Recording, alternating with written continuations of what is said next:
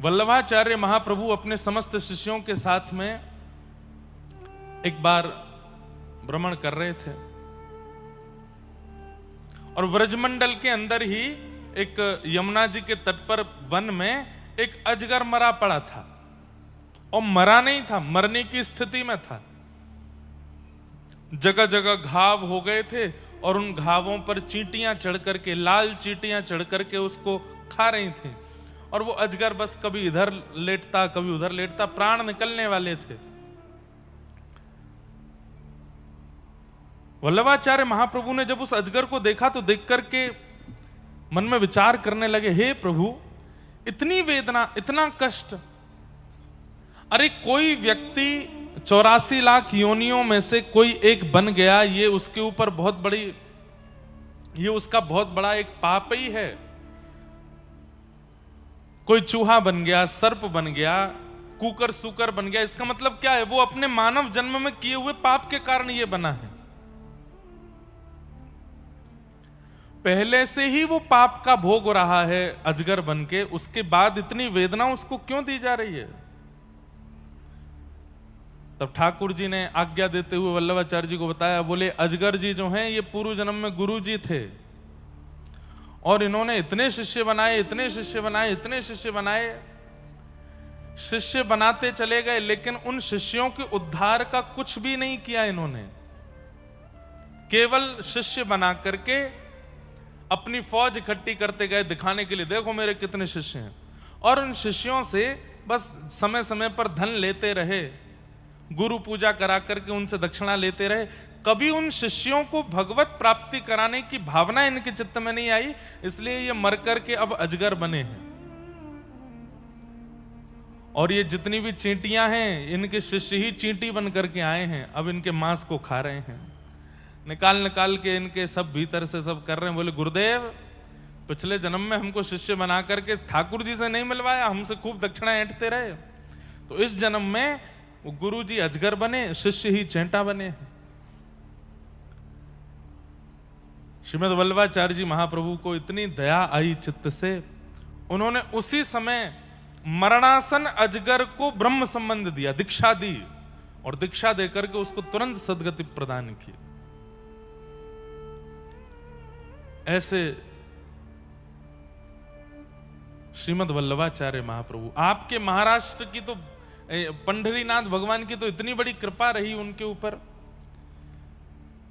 जो लोग वल्लभ कुल में संबंधित होंगे उन सबको पता है, जहां कहीं भी रुक करके श्रीमद् वल्लभाचार्य जी महाराज भागवत जी का पाठ करते थे, वहीं उनकी बैठक जी बन गई। भारतवर्ष में अनेक उनकी बैठक जी, महाप्रभु जी की बैठक कहकर के लोग संबोधित करते हैं। पंढरपुर में चंद्रभागा नदी में जब आप स्नान करेंगे तो पल्ली पार आपको महाप्रभु जी की बैठक दिखेगी, सफेद रंग से लिपी हुई है। वहां श्रीमद् वल्लभाचार्य महाप्रभु बैठ करके ठाकुर जी का स्मरण कर रहे थे। दर्शन करने के लिए जब गए और जैसे ही तटी पर भुजा रखे श्री विठ्ठल भगवान का दर्शन किया, इतने भाव विभोर हो गए दर्शन करके, इतने आनंदित हो गए कि 24 घंटे निकल गए अपने समाधि स्थान पर बैठे बैठे, और वहीं बैठे बैठे पंढरीनाथ भगवान का स्मरण करते रहे। कैसी रूप झांकी है, कैसे सुंदर नेत्र हैं, कैसी सुंदर नासिका है, कैसी सुंदर अदा है ठाकुर जी की। ठाकुर जी को चिंता हो गई, 24 घंटे से मेरा स्मरण कर रहे हैं, क्यों चिंता क्यों हुई? बंधुओं, कई भक्तों को ठाकुर जी चाहते हैं कि ये संसार में ना फंस के केवल मेरा स्मरण करके अपना उद्धार करे, पर कई भक्तों के प्रति ठाकुर जी चाहते हैं कि संसार में जाए और संसार में जाके मेरी भक्ति का प्रचार करे। कई प्रचारक के रूप में आते हैं और कई उद्धारक के रूप में आते हैं। बहुत ध्यान से सुनिएगा। कई भक्तों से ठाकुर जी की इच्छा होती है कि ये जाकर के मेरा प्रचार करें, जैसे हम भी उसमें ही आते हैं। ठाकुर जी ने हमको प्रचार में लगा रखा है, बोले ना सोओगे ना खाओगे ना पियोगे, बस प्रचार में लगे रहो। लेकिन कई लोगों को ठाकुर जी नहीं चाहते कि तुम संसार के रहो, बस एक एकांत में बैठे रहो, मेरा स्मरण करो। तुम्हें प्रचार नहीं करना, तुम्हें अपना उद्धार करना है। तो उद्धारक और प्रचारक दो प्रकार के भक्त ठाकुर जी चुनते हैं। वल्लभाचार्य महाप्रभु से ठाकुर जी को उद्धारक की इच्छा नहीं है, प्रचारक की इच्छा है। वल्लभाचार्य महाप्रभु बैठ करके स्मरण कर रहे थे, वहीं पंढरीनाथ भगवान प्रकट हो गए चंद्रभागा नदी के उस तरफ। और जैसे ही प्रकट हुए ठाकुर जी को देख करके अति आनंदित हो गए। आनंदित होकर के जय हो भगवान, बड़ी कृपा है। हमारे महाराष्ट्र की भूमि के, और बोले भैया ये मेरा चिंतन करते करते इतने भाव में चले जाएंगे, इतने ज्यादा और ज्यादा वैराग्य और ज्यादा त्याग और ज्यादा विरक्ति की स्थिति में आ जाएंगे, और मुझे तो इनसे बहुत प्रचार करवाना है भक्ति का। तो ठाकुर जी प्रकट हो गए। प्रकट होकर के कहा, वल्लभाचार्य महाप्रभु क्या बात है, आप इतने भाव। बोले नाथ आपका कैसा करुणामय स्वरूप है पंढरपुर में। पंढरीनाथ भगवान कैसे खड़े हैं, दोनों भुजा कट्टी पर धारण करके खड़े। इसके पीछे कई भाव बताए जाते हैं। उसका एक भाव हमको गोविंद काका ने ही बताया था, बहुत सुंदर भाव। क्या भाव? कि भाई जब हम किसी नदी में स्नान करने जाते हैं तो हम अपने बड़े को बोलते हैं कि आप थोड़ा उतर करके देखो पानी कितना गहरा है।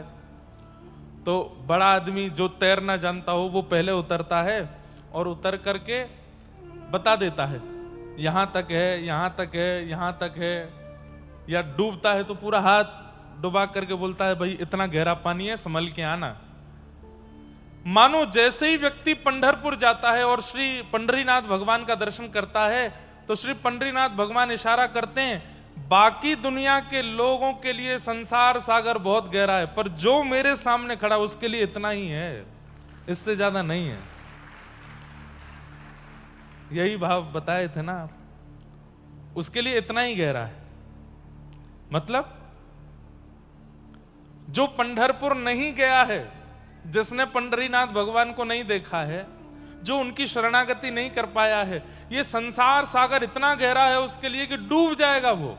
लेकिन जैसे ही पंढरीनाथ भगवान का दर्शन करते हैं ठाकुर जी इशारा कर देते हैं, तू चिंता मत कर, जो मेरे सामने खड़ा है इतना ही है बस, डूबेगा नहीं।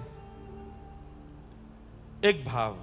दूसरा भाव, पंढरीनाथ भगवान अपने कमर पर कटी पर हाथ धर के मानो हमें इशारा करते हैं कि भाई ये संसार रूपी सागर से बचना है तो कमर से नीचे की इंद्रियों को संभाल लो, बस तुम समझ जाओगे। ये कमर से नीचे जो तुम्हारा अंग है उसको अपने वश में रख लो, उसको विचलित मत होने दो। ये संसार सागर तुमको डुबा नहीं पाएगा, इसलिए ठाकुर जी कमर पे हाथ धर के खड़े हैं। दो भाव। तीसरा भाव, प्रतीक्षा।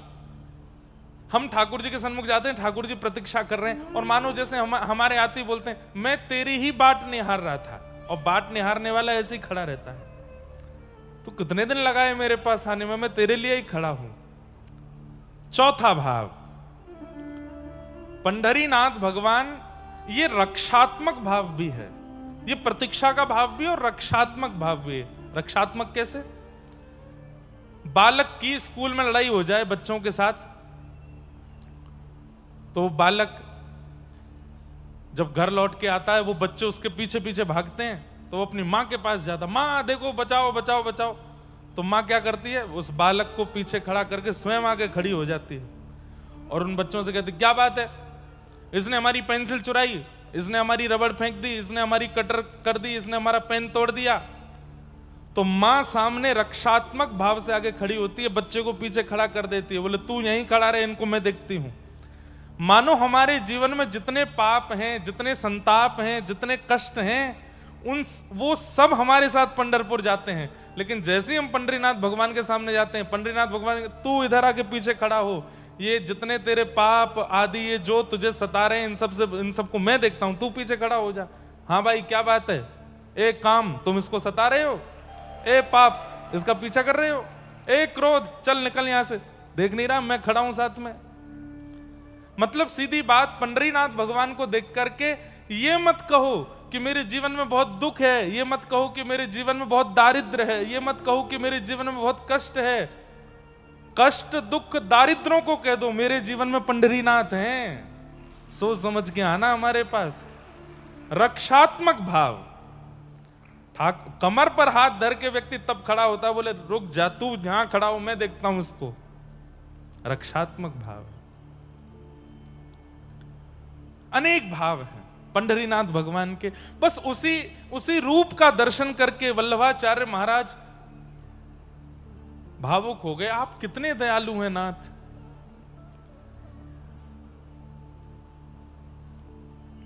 पंढरीनाथ भगवान बोले अच्छा है आप हमारा रूप देख के आनंदित हो रहे हो, हमारी एक आज्ञा मानोगे? बोले क्या? विवाह कर लीजिए। वल्लभाचार्य महाप्रभु बोले कैसी बात कर रहे हैं आप? मैं तो आपको देख करके सब छोड़ना चाहता हूं, सब त्यागना चाहता हूं, सब छोड़ करके बस आपकी स्मृति में रहना चाहता हूं, और आप यहां आकर के विपरीत बात कर रहे हैं। मतलब वही बात कि जीव में पानी आ रहा था खीर खाने के लिए, लेकिन किसी ने आकर के दही खिला दी। कितना अजीब लगे। मीठा खाने का मन हो, मीठा खाने का भाव हो, अब मन में तो इच्छा थी कि भाई तुम हमारे लिए पूरन पोली बना के लाना। पूरन पोली मीठी होती है, और हम पूरी रात प्रतीक्षा करते रहे कब सुबह होगी पूरन पोली आएगी। लेकिन सुबह जब थाली में परोसा गया तो पूरन पोली नहीं थी, आलू का पराठा था। कितना विचित्र लगे मन को। पानी की प्यास लगी हो, कोई दूध पिला दे, कितना विचित्र लगे। तो वही स्थिति वल्लभाचार्य जी को हुई कि मैं तो यहां सब छोड़ करके हरि भजने को आया हूं, आपकी स्मृति और आपके चिंतन में रहना चाहता हूं, और आप मुझे उसी संसार में दोबारा लगा रहे हैं। आप आज्ञा कर रहे हैं कि तुम्हें ब्याह करना है। सब लोग इधर देखो, ध्यान से सुनो। ठाकुर जी बोले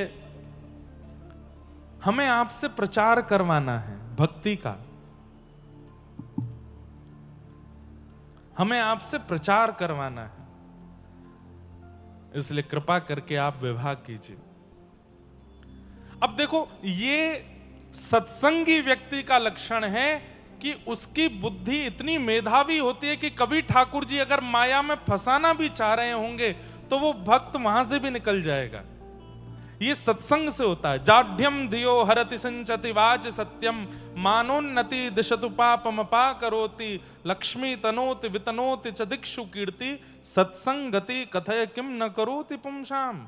सत्संग सब कुछ देता है व्यक्ति को। इसलिए रोज कथा सुना कीजिए। 10 मिनट सुनो, 20 मिनट सुनो, यूट्यूब पर सुनो, इंस्टाग्राम पर सुनो, कहीं भी सुनो, बिना सुने रहना नहीं है, रोज सुनिए। क्यों? सत्संग सुनते सुनते सुनते सुनते बुद्धि, मन, जीव, नेत्र सब योग्य होते चले जाते हैं। किसी दिन अगर ठाकुर जी आ गए सामने तो ठाकुर जी बड़े चतुर हैं, अपने बात के जाल में आपको ऐसा फंसा देंगे कि आप दोबारा संसार में ही गिरोगे जाके। कैसे?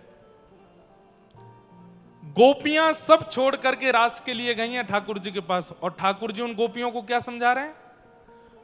भर्तु शुश्रूषणम स्त्रीणाम परो धर्मो यमाय तद्बंधुनाम च कल्याणम प्रजानाम चानुपोषणम। स्त्रियों का धर्म क्या होता है, ठाकुर जी ये उनको समझा रहे हैं। पति के प्रति कैसा व्यवहार करना चाहिए, सास ससुर ननद ससुराल बच्चे, स्त्रियों का धर्म क्या होता है। मैं और आप होते तो डर के मारे भाग गए होते कि नाथ गलती हो गई, हम गलत आ गए आपके पास।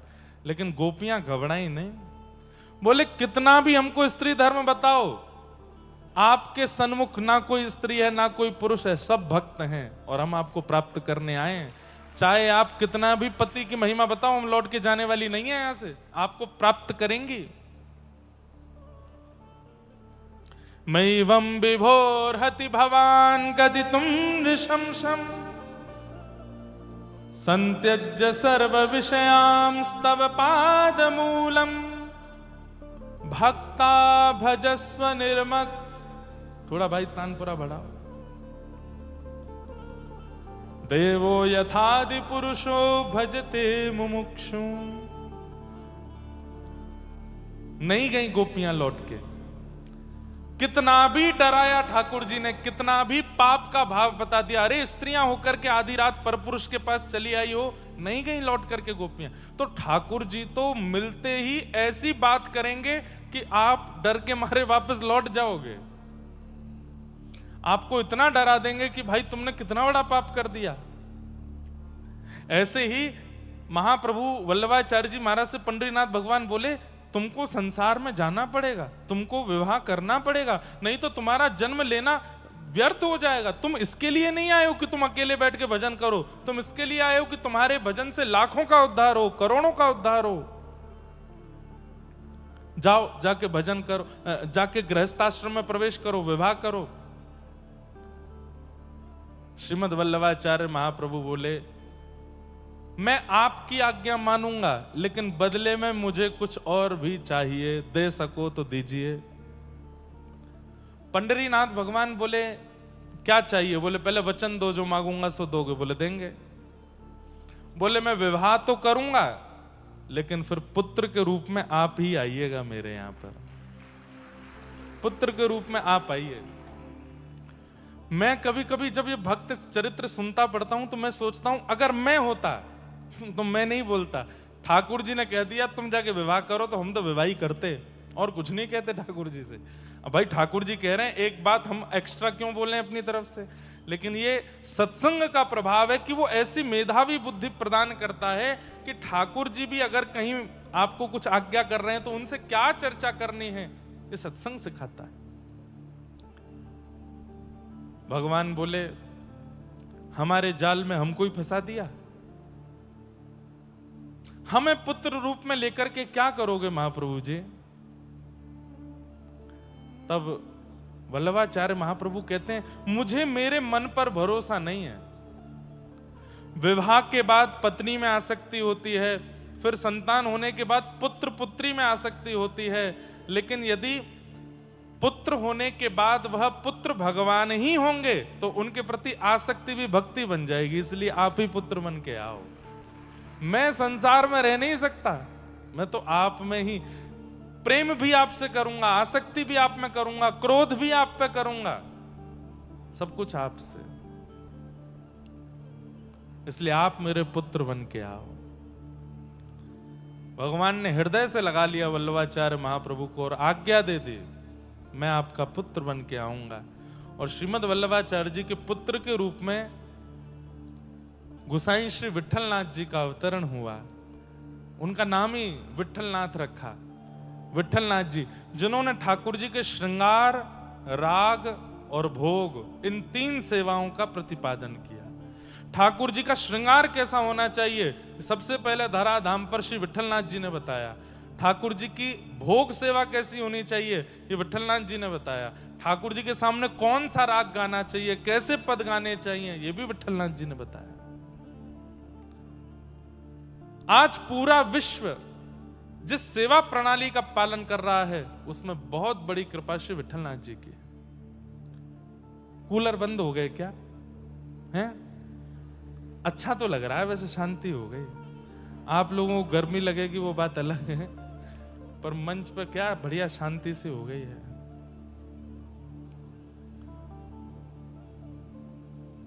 अब ज्यादा पंखा मत करिए, आप ऐसे बैठे रहो, थोड़ा तप करो, कथा में तप जाओ। आपको लग रहा होगा हम एसी में बैठे हैं इसलिए बोल रहे हैं, हमारे एसियों के भी चल नहीं रहे, ये भी बंद हैं।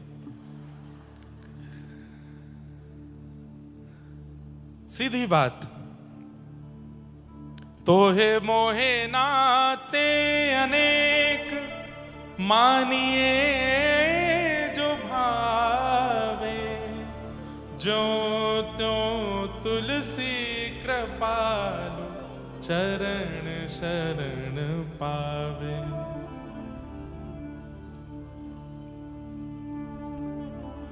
श्री वल्लभाचार्य महाप्रभु ने ठाकुर जी को पुत्र रूप में मांगा और गोसाई श्री विठलनाथ जी के रूप में भगवान ही पधारे। ऐसे श्रीमन वल्लभाचार्य महाप्रभु का आज प्राकट्य दिवस है। उन्हें हम बारंबार प्रणाम करते हैं, बारंबार वंदन करते हैं। सबसे पहले लड्डू गोपाल इस पूरी धरा धरती पर यदि किसी के पास थे तो श्रीमन वल्लभाचार्य जी के पास। श्री नवनीत प्रियालाल जी आज भी श्रीनाथ द्वार में विराजमान है। श्रीनाथ जी के दर्शन के बाद बगल में अंगुष्ठ मात्र स्वरूप है बस, और ऐसे हाथ में वो लड्डू गोपाल नाम हम लोगों ने रख दिया, असली नाम उनका नवनीत प्रियालाल है। हाथ में नवनीत है। शोभित कर नवनीत लिए घुटरुन चलत रेणु तन मंडित गोरोचन तिलक किए। शोभित कर नवनीत लिए। सूरदास जी का बहुत अच्छा पद है। श्री सूरदास जी के गुरुदेव हैं जो अष्ट सखा हैं। उन अष्ट सखाओं में से 4 सखा जो हैं उनके गुरुदेव श्रीमद् वल्लभाचार्य महाप्रभु, और 4 सखाओं के गुरु श्री गोसाई विठलनाथ जी। बहुत सुंदर चरित्र है श्रीमद् वल्लभाचार्य महाप्रभु का, जिनकी कृपा से आज पूरा विश्व ठाकुर जी के मंगल में दर्शन कर रहा। अरे इससे बड़ी और क्या कथा हो सकती है कि श्रीनाथ जी प्रकट हो गए गिरिराज जी से। सबसे पहले तो भुजा प्रकट हुई नाग पंचमी के दिन। नाग पंचमी के दिन ठाकुर जी की भुजा प्रकट हुई। कैसे? एक सद्दू पाने नाम के एक ब्रजवासी थे गिरिराज जी में, उनकी बहुत सारी गैया थी। उनमें से एक गाय ऐसी थी जिसके दुग्ध में से अद्भुत सुगंधी आती थी, और उस गाय का दूध सद्दू पाने किसी को नहीं देते थे। अपने घर की सेवा, घर के ठाकुर जी की सेवा घर के लोगों को ही देते। अब कुछ दिनों से क्या होता है कि वो गाय जब चरने के लिए जाती हैं तो सुगंधित दुग्ध देने वाली गाय, वो जब लौट करके चर के आती है तो उसका थन से दूध निकालते हैं तो दूध है ही नहीं, निकल चुका है, किसी ने काढ़ लिया हो। सद्दू पाने जी ने विचार किया मैं पीछे जाके देखूं तो इसका दूध कौन निकाल लेता है। आपने जब उस गाय का पीछा किया तो देखा कि वो गाय गिरिराज पर्वत की एक विशेष जगह पर जाकर के अपने थनों से संपूर्ण दुग्ध प्रवाहित कर देती है। जैसे ही आपने उस स्थान को झांक के देखा तो वहां श्रीनाथ जी की भुजा निकली। निकालने लगे तो ठाकुर जी ने आज्ञा कर दी, अभी नहीं, मैं समय आने पर बाहर आऊंगा। और ठाकुर जी फिर एक दिन श्रीनाथ जी के रूप में वहां से प्रकट हो गए। प्रकट होने के बाद कुछ ब्रजवासियों को श्रीनाथ जी की लीलाएं दिखती थी। कभी गिरिराज जी पे बच्चों के संग खेल रहे हैं, कभी कुछ कर रहे हैं, कभी कुछ कर रहे हैं, ऐसे सब लीला करते थे। सद्दू पानी जी ने कहा, नाथ मैं आपके लिए कुछ प्रसादी बनवाया करूं, आपको भूख लगती होगी। ठाकुर जी बोले, हम कुछ नहीं पाएंगे, केवल तुम्हारी इस गैया का दूध पिएंगे। कब तक नहीं पाएंगे? बोले, मेरे प्राणनाथ श्रीमद् वल्लभाचार्य जी महाराज जब तक गिरिराज जी नहीं आएंगे तब तक मैं दूध पीऊंगा, पयव्रत करूंगा। भक्त ने ठाकुर के लिए पयोव्रत किया हो ये तो सुना होगा, पर ठाकुर ने भक्त के लिए पयोव्रत किया, दूध पर रहे ठाकुर जी। और कितने वर्षों तक श्रीनाथ जी केवल दुग्ध पान करते रहे। एक समय आया, श्रीमद् वल्लभाचार्य जी महाराज अपने समस्त शिष्यों के साथ जब गिरिराज जी पहुंचे, सद्दू पाने ने देखा इतनी भीड़ आ रही है, कौन महापुरुष आ रहे हैं। तब किसी ने बताया, बोले अरे श्रीमन वल्लभाचार्य महाप्रभु आ रहे हैं। वल्लभाचार्य नाम सुनते ही अरे अरे अरे ये नाम तो पहले सुना है, अरे हमारे यहाँ गिरिराज जी में एक ठाकुर प्रकट भयो, वह ठाकुर ने इनको नाम लेके कही जब ये आवेंगे तब वो अन्न पामेंगे। सद्दू पाने दौड़ करके वल्लभाचार्य जी के पास गए, बोले भगवान हमारो ठाकुर आपकी प्रतीक्षा में भूखो विराज रो है, केवल दूध पी के रह रो है, आप कृपा करके वाकू अन्न खवाओ। जैसे ही वल्लभाचार्य जी आए, सद्दू पाने ने हल्ला करके कहा, अरे जय जय, अरे श्रीनाथ जी देखो आपके प्राण प्रियतम श्रीमद् वल्लभाचार्य जी आए हैं। गिरिराज शिखर के ऊपर ठाकुर जी खड़े हैं और नीचे तलेटी में वल्लभाचार्य महाप्रभु खड़े हैं। यहां से ठाकुर जी ने वल्लभाचार्य जी को देखा, वल्लभाचार्य जी ने ठाकुर जी को, दोनों दौड़े और श्री गिरिराज जी की मध्य शिलाखंड में आपने एक दूसरे का आलिंगन किया। ठाकुर जी को हृदय से लगा के महाप्रभु जी बहुत रोए। आपने अन्न नहीं पाया? बोले आपकी प्रतीक्षा थी, अब आप आ गए हो, अब आप आ गए हो, अब पाएंगे। तब पहली बार श्रीमद् वल्लभाचार्य महाप्रभु ने अन्नकूट सिद्ध करा करके अन्नकूट कराया ठाकुर जी का। ऐसे महाप्रभु वल्लभाचार्य जी के प्रिय श्रीनाथ जी, ऐसी सब लीला। तो ऐसे महाप्रभु जी का आज प्राकट्य हुआ, उन्हें बारंबार प्रणाम करते हैं और आप सब भक्तों को, आप सब श्रोताओं को महाप्रभु जी के प्राकट्य की बधाई देते हैं। ठाकुर जी ऐसी कृपा करें, उन जैसी भक्ति हमारे चित्त में आवे कि ठाकुर जी हमसे भी रीछें। आज कई सारे प्रश्न आए हैं, उनमें एक प्रश्न है कि जब मैं नाम जप नहीं करता था, मन माने आचरण करता था, सिर्फ मंदिर भी कभी कभी जाता था, तब मेरे काम भी होते थे, व्यापार भी चलता था, कोई अपमान भी नहीं करता था। पर जब से मैंने नाम जप शुरू किया है, संतों के पास जाने लगा, मेरे जीवन की परेशानियां कम नहीं हो रही और ज्यादा परेशानी होती जा रही हैं। मुझे यह जानना है कि प्रभु, जब से नाम स्मरण के बाद मेरे जीवन में बहुत कष्ट है, कोई काम नहीं हो रहा, मुझे मार्गदर्शन करें कि अब प्रभु स्मरण के बाद भी मैं कष्ट क्यों पा रहा हूं, ऐसा क्यों? बहुत ध्यान से सुनिए। पहली बात तो, पेट में दर्द हो और आप सिर दर्द की दवाई खाओगे तो पेट दर्द कैसे ठीक होएगा? नाम जप कष्ट दूर करने के लिए नहीं, भगवत प्राप्ति के लिए होता है। आपने नाम जप चुना ही गलत कार्य के लिए है। संतों के पास जाना, कथाएं सुनना, नाम जप करना, ये इसलिए थोड़ी कर रहे हैं कि हमारे जीवन में कष्ट नहीं आवे। ये इसलिए कर रहे हैं कि चाहे जितने कष्ट आए, ठाकुर जी हमें आपको पाना है। अच्छा, हमें एक नाम बता दो, मीराबाई, क्या जीवन में कष्ट नहीं था? श्री सुदामा जी महाराज, क्या जीवन में कष्ट नहीं था? गौरोबा काका आपके महाराष्ट्र के, क्या जीवन में कष्ट नहीं था? जनाबाई, क्या जीवन में कष्ट नहीं था? संत श्री तुकाराम जी महाराज, उनकी पत्नी ही विपरीत थी उनसे। नाम जप करने से, कथा सुनने से कष्ट की निवृत्ति नहीं होती है। यह संसार दुखालय है। भागवत में लिखा है दुखालयम शाश्वतम, और दुखालय में दुख ही मिलता है। भोजनालय में भोजन मिलता है, पुस्तकालय में पुस्तक मिलती है, कार्यालय में कार्य होता है, विद्यालय में विद्या अध्ययन होता है। ऐसे ही दुखालय में दुख सहा जाता है। उस दुखालय में आपको सुख कैसे मिलेगा? इसलिए आप ये सोच करके नाम जप कर रहे हैं कि मेरे जीवन के सारे काम स्मूथ हो जाएं, तो सबसे पहले तो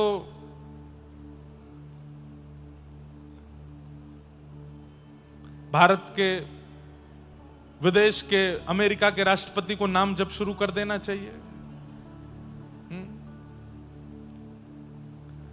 दुनिया का सबसे अमीर आदमी था, क्या नाम था उसका? Bill Gates. उसको नाम जप करना चाहिए था, राधा राधा राधा राधा राधा। सारे काम स्मूथ होते। मार्क जकरबर्ग, फेसबुक का स्वामी, उसको नाम जप कर लेना चाहिए था। आज धनवान वही है, सुखी वही है जो नाम जप छोड़ के संसार के परिपूर्ण रूप में पड़ा है। लेकिन आप यदि ये सोच रहे हैं कि नाम जप से जीवन में सुख आ जाएगा, नहीं, ये कर्म बंधन है। ये तो जैसे है वैसे आएगा। आप नाम जप की स्थिति ठाकुर जी की प्राप्ति के लिए करिए, अपने जीवन को स्मूथ बनाने के लिए नहीं। मैं कथा करता हूं, व्यास मंच पर बैठता हूं, हमारे गोविंद काका कथा करते हैं, लेकिन क्या कथा करने से हमारे जीवन में केवल सुख ही है? ना, हमारे जीवन में बड़े कष्ट आते हैं, बड़ी विपत्ति आती है, बड़ी आपत्ति आती है। ये तो संसार का नियम है। यहां सबको भोगना पड़ता है, कोई नहीं बचता इन कष्टों से। आपको लगता है कि वो बहुत ज्यादा सुखी है, वो बहुत ज्यादा नहीं। इस संसार में जन्म लेकर के अंतिम श्वास तक जो व्यक्ति सुखी रहा, हो ही नहीं सकता। एक नाम नहीं बता सकते आप मुझे। सबके जीवन में कष्ट आता है, क्योंकि इसका नाम दुखालय है। यहां दुख आएगा ही आएगा। पर एक चीज होती है जो मैं हर कथा में कहता हूं, कि नाम जापक व्यक्ति का स्वभाव ऐसा हो जाता है कि जपते जपते जपते जपते उसकी स्थिति ऐसी हो जाती है कि जीवन में कष्ट आता है, विपत्ति आती है, आपत्ति आती है और वो सुन्न हो जाता है, उसको फर्क नहीं पड़ता, फिर वो सहना सीख जाता है। बस इतना अंतर है कि संसारी व्यक्ति कष्ट सह नहीं पाता और नाम जापक व्यक्ति जीवन में आने वाले बड़े से बड़े विषाद को भी सह लेता है। नाम कष्ट को दूर करता है, वो बात की बात है, नाम सहना सिखा देता है, जूझना सिखा देता है, भजन लड़ना सिखा देता है। अब ये तो वही बात हो गई, मैंने जूडो कराटे सीखे, अब जूडो कराटे सीखने के बाद में अब मुझसे कोई लड़े नहीं। अरे ऐसे कैसे होगा? लड़ने आएंगे तो तुम जूडो कराटे सीख करके उसको डिफेंस कर सकते हो। नाम जप क्या है? डिफेंस करना सिखाता है। चाहे जितनी बड़ी आपत्ति शारीरिक आ जाए, संबंधिक आ जाए, बौद्धिक आ जाए, मानसिक आ जाए, पारिवारिक आ जाए, नाम जप जूझना सिखाता है, लड़ना सिखाता है। कष्ट दूर नहीं होगा, कष्ट से लड़ना पड़ेगा। ये तो वही बात हो गई कि अर्जुन महाभारत युद्ध के बीच में जाके कह देता, ठाकुर जी सुनो, क्या आप भगवान ही तो हो? बोले हाँ। बिना युद्ध करे मुझे जिता दो, आप तो भगवान हो। आपके सोचने से सब कुछ हो जाता है, तो एक काम कर दीजिए, क्या मुझे बाण ना चलाना पड़े, मुझे युद्ध ना करना पड़े और मैं हस्तिनापुर का विजयी हो जाऊं, ये महाभारत युद्ध में जीत जाऊं। ठाकुर जी नहीं कर सकते थे क्या? कर सकते थे। एक चुटकी बजा करके जो पूरी पृथ्वी का प्रलय कर देते हैं और केवल नेत्र तिरछा करके पूरी पृथ्वी का सृजन कर देते हैं, वो महाभारत युद्ध नहीं जिता सकते थे? अर्जुन को जिता सकते थे। लेकिन भगवान ने क्या कहा? युद्ध च, मैं साथ हूं, मैं रास्ते बताता रहूंगा, मैं समझाता रहूंगा समय समय पर जीत तो तुझे लड़कर के ही हासिल करनी पड़ेगी, तुझे जूझना ही पड़ेगा। नाम भगवान कृष्ण हैं और आप अर्जुन हो। अपने जीवन में आने वाली आपत्ति, विपत्ति, समस्या और ये जो आपने कुछ लिखा है, ये सब महाभारत के दुर्योधन, दुशासन, भीष्म पितामह, ये सब हैं। ये सब सामने आएंगे, डिफेंस तो आपको करना पड़ेगा, लेकिन बीच बीच में नाम जाप रूपी कृष्ण, सत्संग रूपी कृष्ण के पास जाते रहो, वो मार्ग बताते रहेंगे कैसे करना है। सब स्मूथ हो जाए ऐसा कभी नहीं होगा। और ये सोच के अगर भक्ति के मार्ग में आए हो तो वापस लौट जाओ ना। दीन कहे धनवान सुखी, धनवान कहे सुख राजा को भारी, राजा कहे महाराजा सुखी, महाराजा कहे सुख इंद्र को भारी, इंद्र कहे चतुरानन को सुख, ब्रह्म कहे सुख विष्णु को भारी, तुलसी दास विचार कहे हरि भजन बिना सब जीव दुखारी।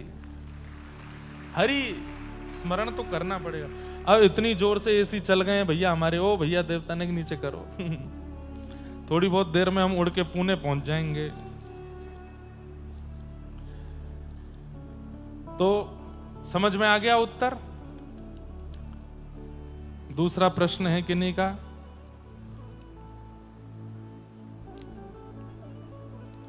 किसी का प्रश्न है कि महाराज जी मेरा एक प्रश्न है कि आपने अपना नाम लिखा है और आप श्री राधा वल्लभ संप्रदाय से दीक्षित हैं। मेरे गुरुदेव जी का नाम पूज्य प्रेमानंद जी महाराज है। उनके नियमों का मैं सब पालन करता हूं। उन्होंने कहा कि एकादशी व्रत श्री राधा वल्लभ संप्रदाय में पालन नहीं किया जाता है, पर मैं बचपन से एकादशी व्रत का पालन करता था, पर मैं कभी दीक्षित हूं, तो अभी क्या करूं? अब देखो, आप दीक्षा लेने से पहले भी ठाकुर जी की सेवा करते हैं, लेकिन दीक्षा लेने के बाद आप अपने गुरु की आज्ञा से सेवा करने लग जाते हैं। सीधी बात है कि भाई कन्या विवाह से पहले भी रहती थी, विवाह से पहले भी श्रृंगार करती थी, लेकिन विवाह के बाद उसके श्रृंगार में बदलाव आ जाता है कि अब उसको एक सौभाग्यवती नारी की तरह श्रृंगार करना पड़ेगा। मांग में सिंदूर लगाना पड़ेगा, गले में मंगलसूत्र पहनना पड़ेगा, नित्य पति को प्रणाम करना पड़ेगा, नित्य सास ससुर आदि सबको सम्मान देना पड़ेगा। अब वो तो वही बात होगी, महाराज जी हम तो विवाह से पहले अपने मायके में भी खूब 10-10 बजे सो के उठते थे, यहाँ पे 8 बजे उठना पड़ता है, 7 बजे उठना, ऐसे कैसे चलेगा? विवाह के बाद करना तो पड़ेगा ना, दीक्षा भी विवाह है, आपको अपने गुरु की आज्ञा माननी पड़ेगी। हमारे वृंदावन में श्री राधा वल्लभी परंपरा और श्री हरिदासी परंपरा में एकादशी व्रत नहीं होता, और उसके पीछे कारण क्या है?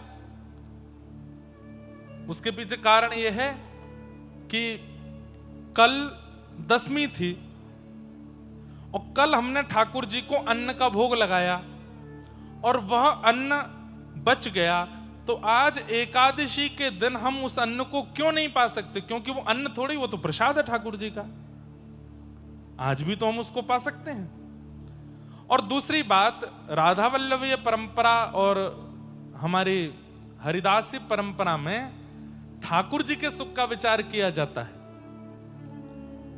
एकादशी व्रत अपने उद्धार के लिए होता है और राधा वल्लभी परंपरा और हरिदासी परंपरा में अपने उद्धार का विचार नहीं किया जाता। हमारे प्रिया प्रियतम राजी रहें, उनको बढ़िया बना के पवाएंगे, उनको बढ़िया आनंद कराएंगे, उनके बढ़िया निकुंज रस में सुख घोलने का। हम सहचरी हैं, हम दासी हैं, हम सखी हैं, हम अपने सुख का विचार कैसे कर सकते हैं? हम तो उनके सुख का विचार करेंगे।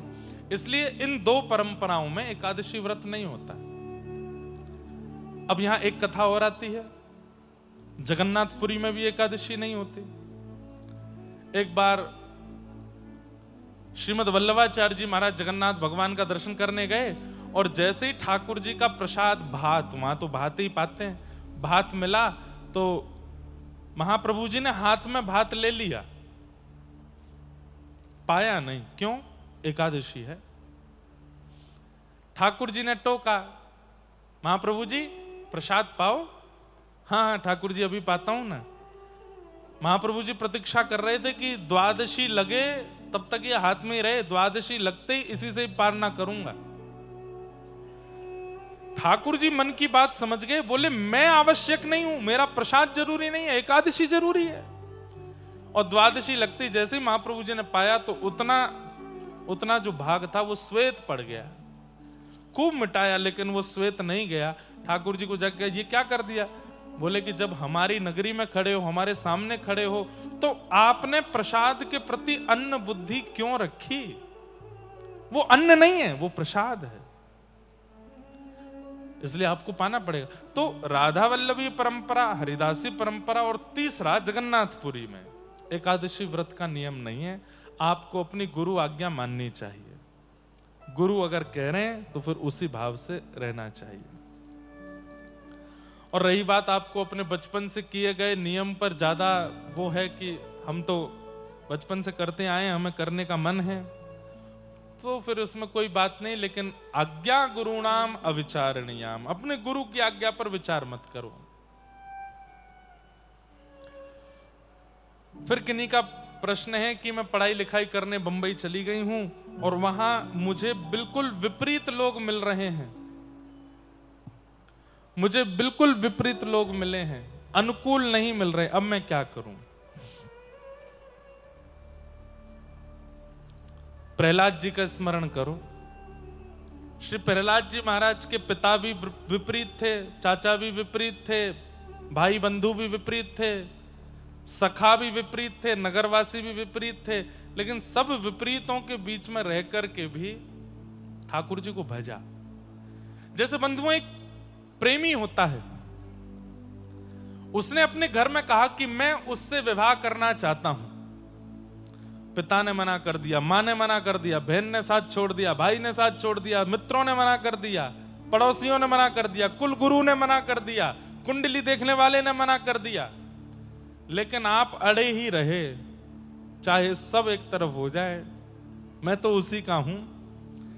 ठीक ऐसा ही प्रेम भाव ठाकुर जी के प्रति। सब आपके विपरीत हैं, सब खाने पीने वाले हैं, सब उल्टे सीधे हैं, लेकिन फिर भी आप ठाकुर जी से प्रेम करते हो, उन्हीं के ही रहो, प्रियतम बन के रहो। सब एक तरफ हो जाए, आप फिर भी उनका स्तवन करते रहो, और यही तो प्रेम में होता है, यही तो प्रेम है। अगला प्रश्न है, अगर पत्नी के पहले से ही गुरु दीक्षा ले रखी है और अब हम गुरु दीक्षा लेना चाहते हैं, तो मेरा प्रश्न है कि पति पत्नी के अलग अलग गुरु हो सकते हैं? बिल्कुल। अगर आपकी श्रद्धा किन्हीं और में है, लेकिन इसका मतलब ये नहीं कि पत्नी के गुरु जी की 24 घंटा मजाक उड़ाते रहो। उनके गुरुदेव का भी सम्मान करो और आप जहां दीक्षा लेना चाहो वहां ले सकते हो, ऐसा हो सकता है। तो इस प्रकार ये सारे प्रश्न आज आए थे, सबको हम प्रणाम करते हैं, कोई रह तो नहीं गया, बस यही सब भाव थे, सबको वंदन करते हैं और आज की मंगलमय कथा में प्रवेश करते हैं। बोलो वृंदावन बिहारी लाल की जय। जन्माद्यस्य यतोऽन्वयादितरतः चार्थे स्वविज्ञस्वराट् तेने ब्रह्म हृदय आदि कवये मुह्यन्ति यत्सूरयः तेजो वारिमृदां यथा विनिमयो यत्र तृषगो मृषा धाम्ना स्वेन सदा निरस्तकुहकं सत्यं परम धीमहि। श्रीमद् भागवत जी का पहला श्लोक है और इस श्लोक की व्याख्या में अनेक अर्थ किए जाते हैं। जो परमात्मा कभी जन्म नहीं लेते, लेकिन जिनके उपस्थिति से ये पूरी सृष्टि बनती है, सबका जन्म पालन और मरण जिनसे होता है, ऐसे जो परमात्मा है। चार्थे स्वविज्ञ स्वराट, जो अविज्ञ हैं, अनविज्ञ नहीं है, सब जगह जिनकी स्थिति है और सब जो जानते हैं।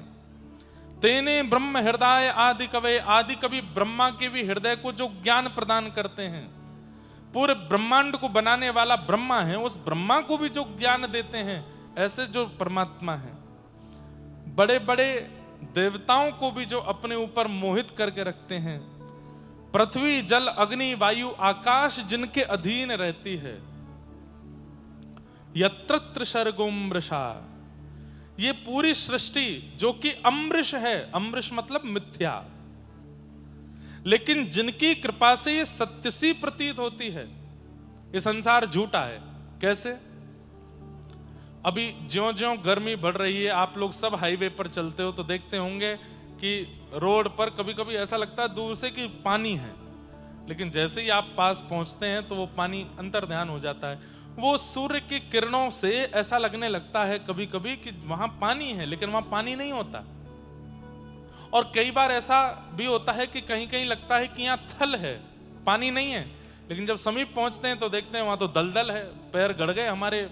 कई बार घास ऐसी होती है कि उसको देख के लगता है यहाँ तो हम खेल सकते हैं। जैसे कूदते हैं तो वहां तो खूब कमर कमर तक पानी हो जाता है, दलदल में घुस जाते हैं। ठीक वैसे ही कई बार जल में थल का, थल में जल का हमको भ्रांति होती है। ठीक वैसे ही ये संसार मिथ्या है, ये सब स्वप्नवत है। मैं भी एक स्वप्न हूं, आप भी एक स्वप्न हो, आपके अगल बगल में माता पिता भाई बंधु पत्नी बच्चे सब स्वप्न हैं, सब मिथ्या है, लेकिन वो सत्य हैं, इसको बनाने वाले सत्य हैं, इसलिए सब सत्य से प्रतीत होते हैं। मृत्यु जब हो जाती है ना व्यक्ति की, एक बात बहुत ध्यान से सुनिए, इधर देखो। मृत्यु होने के बाद जिस व्यक्ति की मृत्यु हुई है वो किस स्थिति में चला जाता है? अगर गुरु कृपा और ज्ञान उसको मिला होगा तो मृत्यु के बाद वो बहुत जोर से हंसता है। क्यों हंसता है? हे भगवान, 80 वर्ष तक मैं इस पूरे मिथ्या जगत में था, इसको अपना मान रहा था, उसको अपना मान रहा था, इसको ये अपना, ये पराया, इससे दुश्मनी, इससे मित्रता, ये सब चीज में मैं लगा था। बहुत हंसता है और हंस करके अपने आप को कोसता है, ये जन्म भी तुमने गवा दिया। अरे ये सब मिथ्या है, सांचे केवल और केवल मेरे ठाकुर जी थे। एक सूरदास जी का पद है, मैंने बहुत दिनों से नहीं गाया है, आज गाता हूं। राग केदार।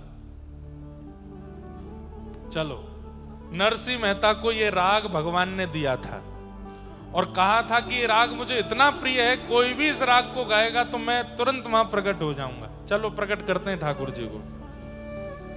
आप में से गाना किसको आता है, नहीं गाना आता, ये हमें नहीं जानना। राग का ध्यान मत दीजिएगा, अनुराग में गाइएगा, ठीक है, हमारे साथ गाना। और महाराष्ट्र में, गुजरात में और साउथ के लोग तो गाते अच्छा ही हैं, ताल वाल में तो गा ही लेते हैं, लेकिन गाइएगा मेरे साथ। हाँ, राग केदार है, लेकिन पद हमारी बात से संबंधित है कि संसार मिथ्या है। सूरदास जी कह रहे हैं, मन पंछी उड़ जई है जा दिन, मन पंछी उड़ जई है, मन पंछी उड़ जई है जा दिन, मन पंछी उड़ जई। हमारे गोविंद काका की पुत्री, इनके 3 पुत्रों ने भी पुरुषण किया। इनकी पुत्री इतना सुंदर गाती हैं, इतना। जब हम नासिक में अनुष्ठान कर रहे थे तब आती थी और अभंग सुनाती थी, कभी तुकाराम जी का, नामदेव जी का, जनाबाई का। मुझे मराठी समझ बिल्कुल नहीं आती, पर पता नहीं क्यों मेरी आत्मा को इतना सुख मिलता है, मेरे रोंगटे खड़े होते हैं अभंग सुनते समय। तो मैं ऐसा मानता हूं पूर्व जन्म मेरा महाराष्ट्र में ही हुआ होगा, और महाराष्ट्र में तप करके, जप करके, भजन करके, यहाँ के सब आप लोगों के विद्वत जनों की कृपा प्रसादी से इस जन्म में ब्रजवासी बन गए। और केवल ब्रजवासी नहीं बने, ब्रजवासी बनकर के कथा सुनाने लगे, ठाकुर जी की रसमयी वाणी सेवा करने लगे। हम पूरे भारत में जाते हैं, लेकिन पता नहीं महाराष्ट्र के प्रति एक अलग आकर्षण है। और यहाँ की जो अभंग है, यहाँ की जो ठाकुर जी की सेवा, भक्तों के भाव है, वो अद्भुत है। बहुत सुंदर गाती हैं वो। आप लोग गाओ मेरे साथ। श्री सूरदास जी कह रहे हैं, मन पंछी उड़ जई है जा दिन, मन पंछी उड़ जई है, मन पंछी उड़ जई है जा दिन, मन पंछी उड़ जई। ता दिन तेरे तन तरुवर के, ता दिन तेरे तन तरुवर के, ता दिन तेरे तन तरुवर के, ता दिन तेरे तन तरुवर के, सब ही पात झर जई, सब ही पात झड़ जई, मन पंछी उड़ जई है जा दिन, मन पंछी उड़ जई है, मन पंछी उड़ जई है, मन पंछी उड़ जई। जिन लोगन से नेह करत है, जिन लोगन से नेह करत है, जिन लोगन से नेह करत है, जिन लोगन से नेह करत है, सो देख डर जई है, सो देख डर जई।